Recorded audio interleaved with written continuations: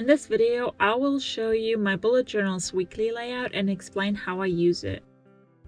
This is part 3 of a little series of Plan With Me's that I'm doing, in which I single out one element of my typical monthly spread and discuss this more in detail while you watch me setting up the month. Discussing in detail means talking about why I employ these spreads and what I like about them.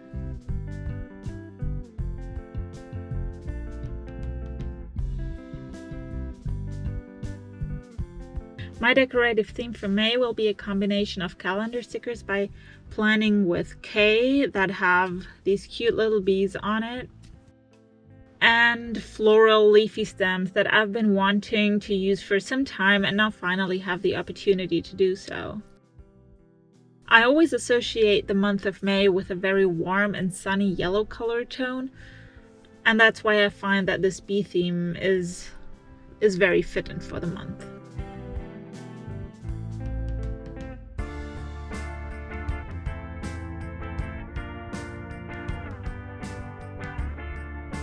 The song for this video is Flowing by LONGWAY HAZEL. I really like the calming atmosphere that the sound of this band creates, and I'm really grateful that I have the permission to use their music.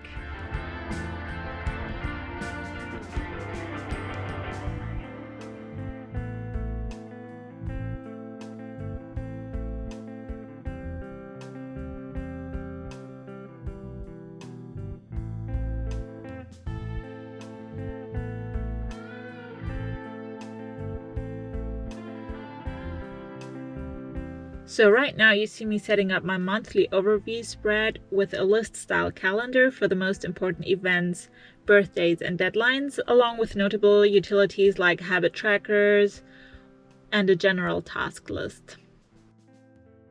If you'd like to see more about these pages, check out my March plan with me, which is focused on the monthly overview spread.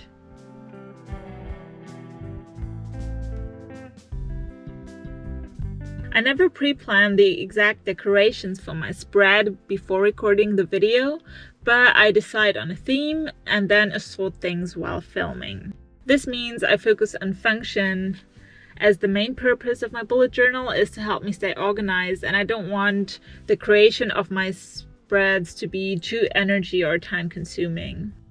I also try to avoid fancy spreads that I end up not using in the end, or are so densely decorated that I don't have enough room to write anything. Decoration is fun, and filling out spreads is so much nicer when they look pretty. But the practical side of the bullet journal beyond stamps and stickers is just as, if not more, important for me.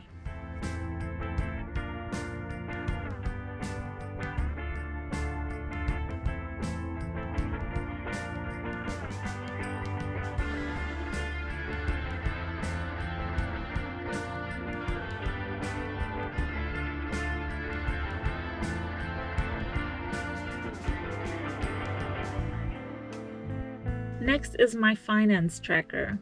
Since my last video was all about the spread, I thought it might be interesting to display how I ended up filling it out. As you can see, there is a lot of empty space, even though in the previous months, one page was barely enough. Back then, most of my daily expenses were food, coffee, and traveling costs, but these were all connected to my physically going to work. As this is not possible this month, my largest expenses are basically Amazon purchases, such as a shelf to set up a working space at home.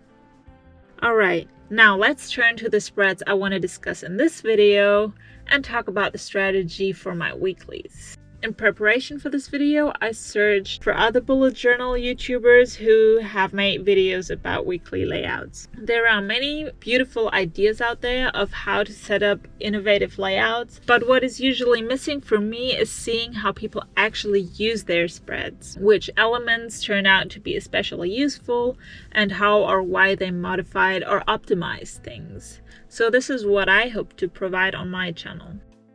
When I started bullet journaling, I actually didn't know how I should use my journal best for daily tasks, notes, events, appointments, and all that good stuff.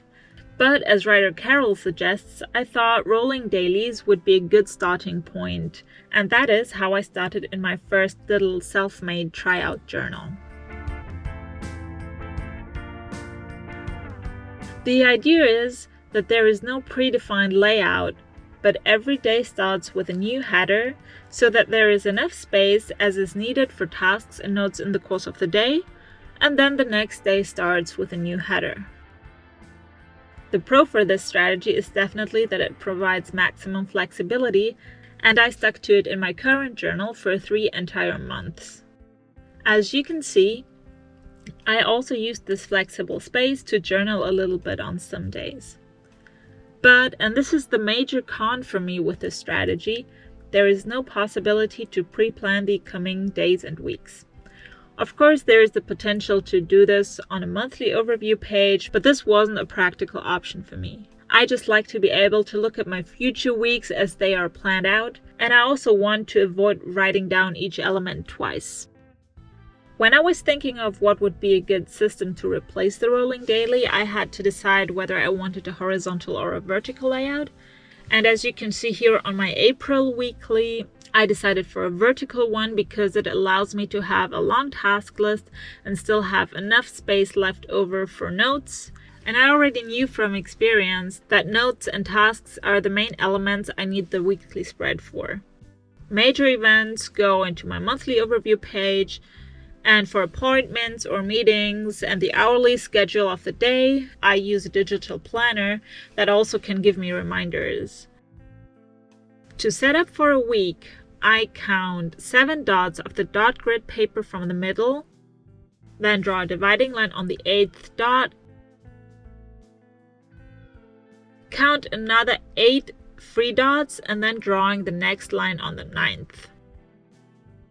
After repeating this on the right side of the spread, I have a nearly even distribution of all the days of the week, and it leaves the space of 2 dots at the side for the headers for my tasks and notes sections. Of course, this needs to be repeated for every week of the month. One improvement of this layout that I first tried in February was to cut the inner pages at the top and the side so that all my headers at the top and at the side are visible throughout each week.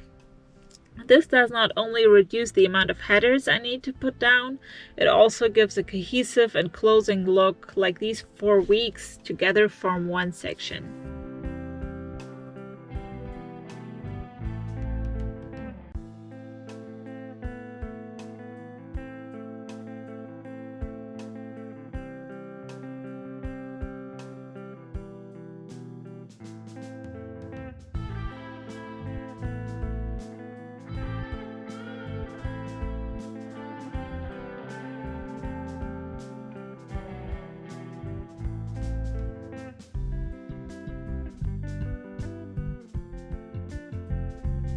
I typically take the need to have a visual divider between the upper to-do section and the lower notes section as an opportunity for some additional decorations.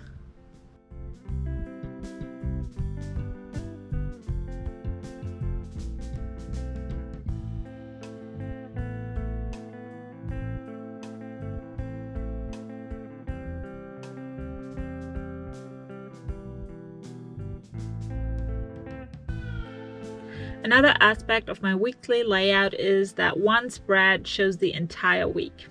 I point this out because there are also many layouts that divide the week on 2 spreads or have the weekdays on several Dutch door pages in the middle and with a milli calendar and events and or trackers at the sides.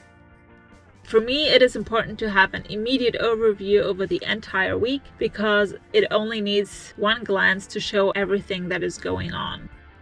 This is practical, fast, and uncomplicated. At the same time, it is much easier and faster to find specific notes in my records because there is a meta structure to it. And yes, my weeks start on Monday.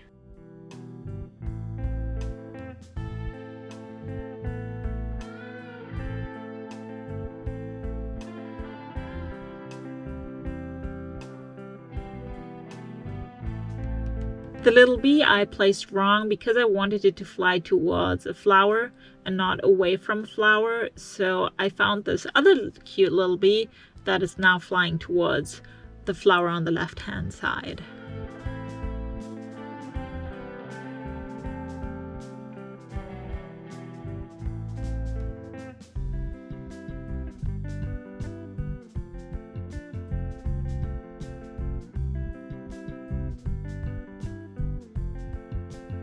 Even though the headers on the top and at the side are visible for each week, this layout of course still requires to put down the headers for each Sunday.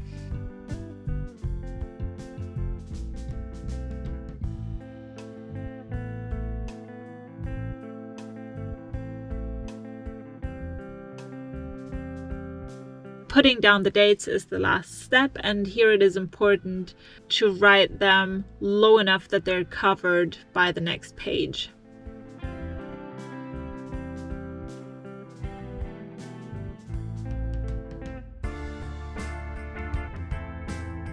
From experience, I know that I need all the space for notes that I gave myself here, but I also have notes that are not tied to a specific day but of more general nature, and I use this page for general notes in addition to the daily notes section.